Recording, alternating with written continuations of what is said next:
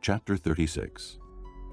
So Bezalel, Oholiab, and every skilled person to whom the Lord has given skill and ability to know how to carry out all the work of constructing the sanctuary are to do the work just as the Lord has commanded.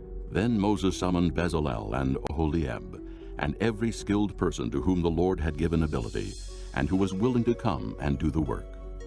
They received from Moses all the offerings the Israelites had brought to carry out the work of constructing the sanctuary. And the people continued to bring freewill offerings morning after morning. So all the skilled craftsmen who were doing all the work on the sanctuary left their work and said to Moses, "The people are bringing more than enough for doing the work the Lord commanded to be done." Then Moses gave an order, and they sent this word throughout the camp: "No man or woman is to make anything else as an offering for the sanctuary."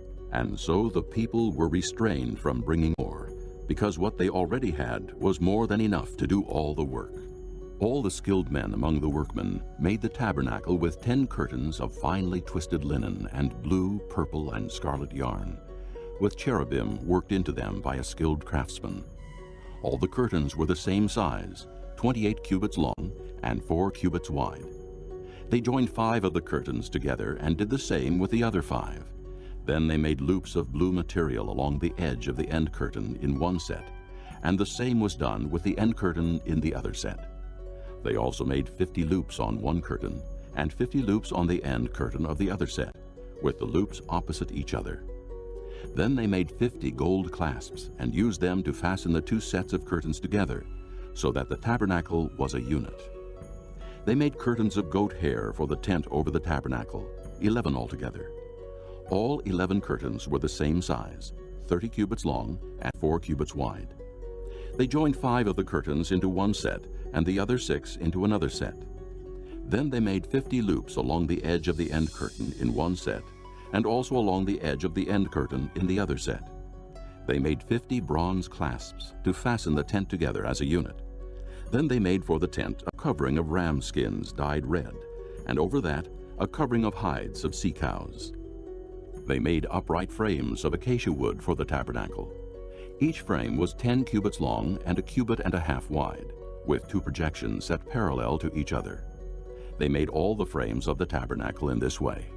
They made 20 frames for the south side of the tabernacle, and made 40 silver bases to go under them, 2 bases for each frame, 1 under each projection.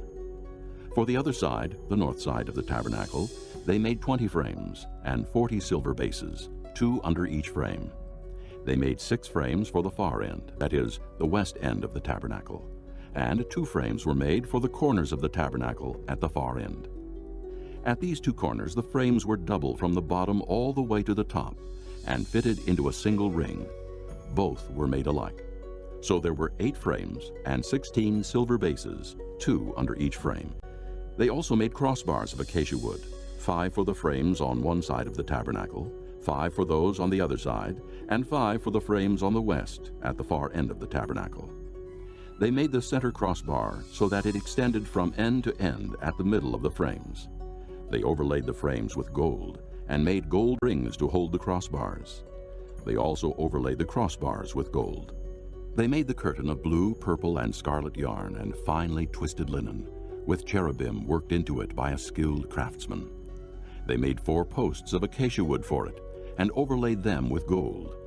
They made gold hooks for them, and cast their 4 silver bases. For the entrance to the tent they made a curtain of blue, purple, and scarlet yarn and finely twisted linen, the work of an embroiderer. And they made 5 posts with hooks for them.